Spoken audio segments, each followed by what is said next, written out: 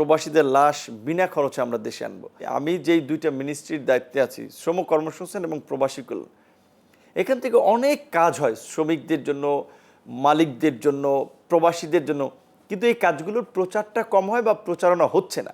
যেই কারণে আমরা ইতিমধ্যেই নির্দেশনা দিয়েছি যে প্রফেশনাল প্রতিষ্ঠানকে ব্যবহার করে এইগুলো মানুষকে জানানো যে আমরা কি কি সেবা দিচ্ছি, কোন কোন ক্ষেত্রে কোন কোন মানুষ আমাদের সুবিধা পাবে। যেমন প্রবাসীদের কিন্তু অত্যন্ত চমৎকার একটা বিধান ইতিমধ্যে আছে যে বিএমইটির মাধ্যমে যারা যাচ্ছে তাদের কিন্তু যে কোনো বিপদ আপদে প্রবাসী কল্যাণ মন্ত্রণালয় রেসপন্স করতে বাধ্য। কল্যাণ ফান্ড, তাদের চিকিৎসা থেকে শুরু করে দেশে আনা অলরেডি ফ্রি।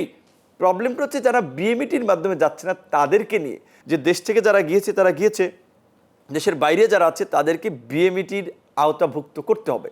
কারণ ওই যে লাশ কিংবা যে কোনো বিপদ আপদে তো শেষ পর্যন্ত আমাদের শরণাপন্ন হবে। তাহলে বিএমইটির মাধ্যমে তারা গেলে কিংবা বিএমইটি অন্তর্ভুক্ত হলে তো আমাদের যে কোনো সেবা দিতে সুবিধা হয়। এমনকি এটাও আলোচনা হয়েছে যে অনেক ক্ষেত্রে দেখা যায় আপনার একটা মানুষ হসপিটালে দীর্ঘদিন চিকিৎসা নিচ্ছে, হসপিটালে তার 20 লাখ 30 লাখ টাকা বিল আসছে, তার লাশটা দেশে আনতে হলে কিন্তু ওই বিল পরিশোধ করে দেশে আনতে হবে।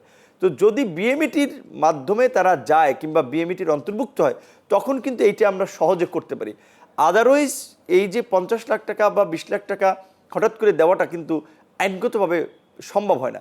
তো সেই ক্ষেত্রে এইটা মন্ত্রিপরিষদের অনুশাসন কিংবা আইনি কিভাবে কি করা যায় সেই বিষয়টা নিয়ে আমরা আলোচনা হয়েছে। আশা করি এই বিষয়ে দ্রুতই একটা আমরা সলিউশনে পৌঁছাতে পারবো।